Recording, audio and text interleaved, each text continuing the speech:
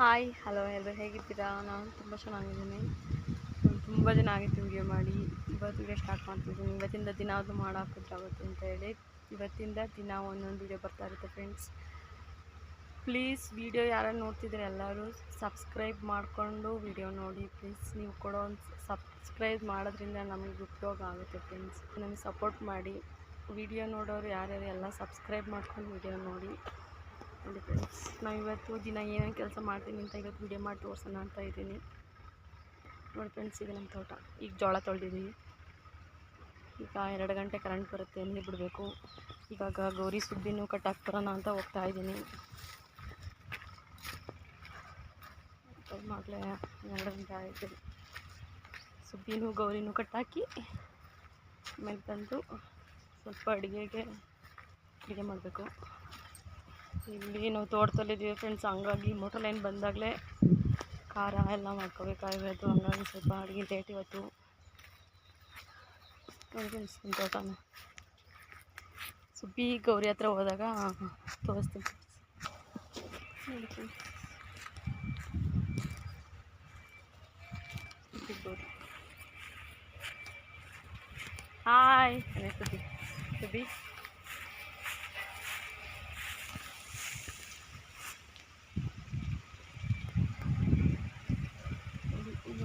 ಕಟ್ಟಾಕಿ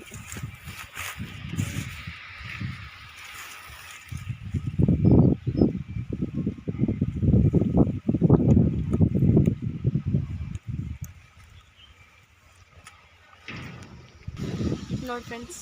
ಗೌರಿ ಕಟ್ಟಾಕಾಯ್ತು, ಸುಬ್ಬಿನ ಕಟ್ಟಾಕಾಯ್ತು.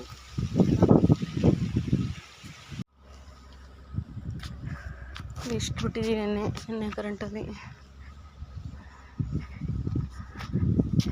ಇನ್ನು ಮಧ್ಯಾಹ್ನಕ್ಕೆ ಕರೆಂಟ್ ಬಂದಾಗ ತೋರಿಸ್ತೀನಿ ಫ್ರೆಂಡ್ಸ್. ಓಕೆ ನೋಡಿ ನಮ್ಮ ಅಡಿಕೆ ಗಿಡ ಹೇಗಾಗಿದೆ, ತೆಂಗಿನ ಸಸಿ ಹೇಗಾಗಿದೆ. ಬೇಸಿಗೆ ಬಂದರೆ ನೋಡೋಕ್ಕಾಗಲ್ಲ ಫ್ರೆಂಡ್ಸ್.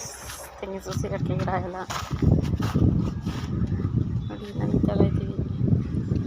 ಅಂದರೆ ನಮ್ಗೆ ಊರೊಳಗೆ ಇರೋಕ್ಕಾಗಲಿಲ್ಲ ಫ್ರೆಂಡ್ಸ್, ಜನ ಸರಿ ಇಲ್ಲ.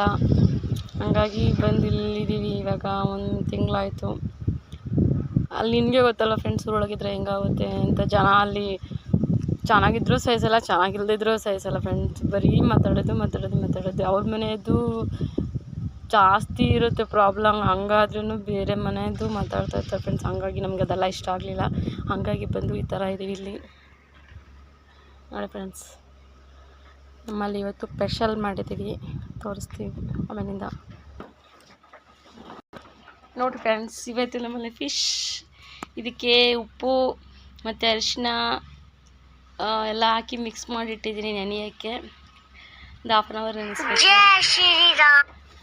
ನೆನೆಸಿದ್ದೀನಿ. ಒಂದು ಸ್ವಲ್ಪ ಕರೆಂಟ್ ಬರೋದು 2 ಗಂಟೆ ಆಗುತ್ತೆ ನೋಡಿ. ನಮ್ಮದು ಬೆಳಗ್ಗೆ ಹೋಗ್ತಿರೋದು, ನಿನ್ನೆ ಕುಯ್ಕೊಂಬಂದಿಟ್ಟಿದ್ದೀನಿ.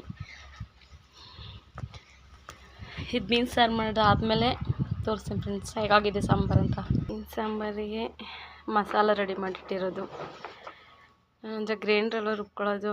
ಹಾಗಾಗಿ ಒಂದೇ ಸತಿ ಎಲ್ಲ ಇದಕ್ಕೆ ಆಗಿಟ್ಬಿಟ್ಟಿದ್ದೀನಿ. ಇನ್ನೊಂದು ಸತಿ ಯಾವಾಗಾರ ಮೀನು ಸಾರು ಮಾಡಿದಾಗ ಯಾವ ಥರದ್ದು ಎಷ್ಟೆಷ್ಟು ಹಾಕಬೇಕು, ಯಾವ ಥರ ಮಾಡಬೇಕು ಅಂತ ಒಂದು ಬ್ಲಾಗ್ ಮಾಡಿ ಹಾಕ್ತೀನಿ ಫ್ರೆಂಡ್ಸ್.